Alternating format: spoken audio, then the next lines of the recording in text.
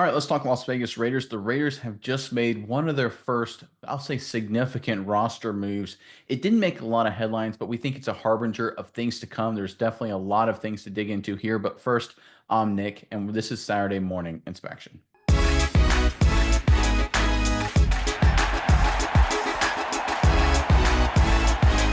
All right, when we talk about the Raiders, there's been a lot of speculation, a lot of rumors. What is Coach Carroll? What is Spytech going to do with this team going forward? And the Raiders have finally made a, I think, significant roster move, not at the face of the move itself, but what it could mean going forward. Let's jump into the report first, courtesy of NBC Sports. Raiders safety Isaiah Pola was set for restricted free agency this offseason, but the Raiders have ensured he'll be back with the team. The team announced that Pola has signed a new contract with the team. They did not divulge any details, but Ian Rappaport of NFL Media reports that it is a 2-year deal that is worth up to $8.45 million. Pola signed with the Raiders after going undrafted in 2022 and spent his first 2 seasons as a reserve and special teamer. He started in 14 games, however, in 2024 and had 89 tackles, a sack, 2 forced fumbles, and 5 passes defended. Like I said, on the surface, this doesn't seem like a massive move, but the fact that the Raiders made this now early in the cycle with a restricted free agent, this feels like clearing the deck, clearing the docket so they can focus on big moves, potentially big trades, big signings. Remember, the combine, when all the GMs are meeting just a few short days away, seems like the Raiders could be cooking up something very interesting here.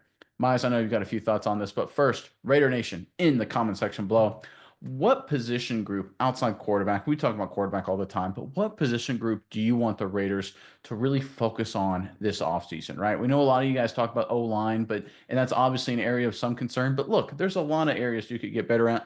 Give us a position group you want the Raiders to go after. Put it in the comment section below. But Miles, over to you. What do you have involving this latest Raiders news?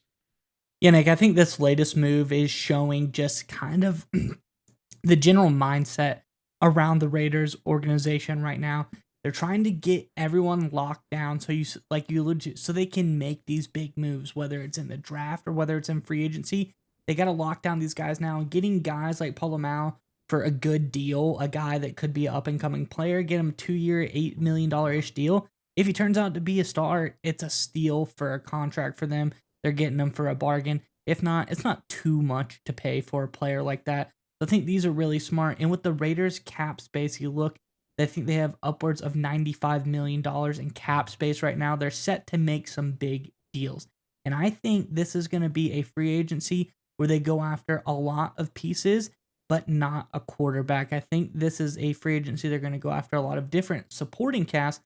But like we alluded to in an earlier story, they're going to hit the draft for the quarterback. And I think, like you said, it could be a big trade up. There could be a lot of moving parts trying to work that deal. So they need to get the team solidified now. Because if you look at the recent reports, and Bill Barnwell, a great free agency analyst over on ESPN, he kind of let out his list this year of who are the best free agents available. And you look at the quarterback section specifically, I'll pull it up here. It's pretty sparse. He has nobody in tier 1, which is franchise players, which would be surprising if a franchise player got released anyway. He's got nobody that's even a Pro Bowl caliber starter. And then the only capable starter, which is the tier 3 of this list, is Sam Darnold. And we don't even know exactly what Sam Darnold's availability is. There's reports maybe the Vikings want to bring him back.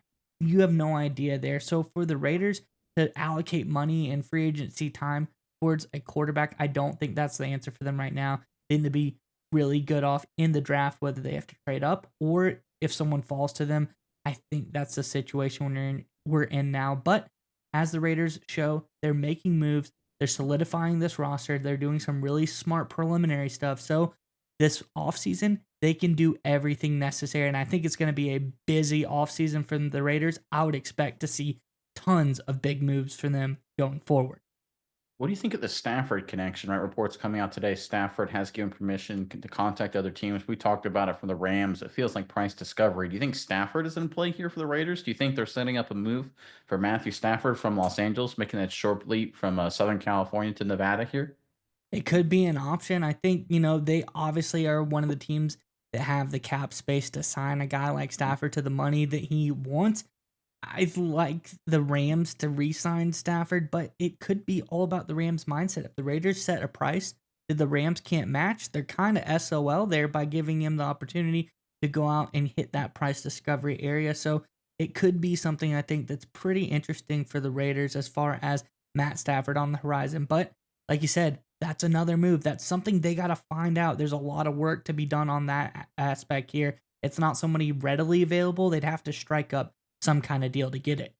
Yeah, and I agree 100%. And look, just to look at Pulomala's contract and the situation here, this is just sound business. And I know this is part of a larger move, but anytime you set up a larger move like this, it has to be based on good, solid economics from a team building perspective. And if you look at Pulomala's contract valuation, his player valuation, excuse me, according to the folks at overthecap.com, they say his value based on 2024 cap dollars is 3.2 million bucks. The cap space took a big jump, so we'll call that 3.5 million bucks today. Probably a little bit more, but just to make the numbers easy. So his contract is essentially 2 years for up to 8.5 million, which means he's probably got a couple million in incentives total, maybe a million each year, where if he hits certain targets, 4 picks, makes a Pro Bowl, whatever, which would make the Raiders ecstatic, he gets another million, right? So basically the Raiders here got a player they know, an up and coming talent with a lot of upside, and they got him at a fair market price. That is good, solid, just general management by Spytech. Good job, roster management. And I think this is a good sign for the Raiders going forward, because I agree with you. They're setting up big moves. We all know what's coming. They got the cap space. They got the draft capital. They're picking high in the draft, of course. They're going to make some massive moves. They're going to dominate the offseason. They're going to be one of the teams that we're going to have to really focus on, because they're going to be involved all the way through the end of the draft, right? Whether it's draft trades, whether it's free agent signings, or whether it's what they actually pick and do in the draft when it comes down to that day in April. The Raiders are setting up massive moves, and I think this is just the first domino to fall.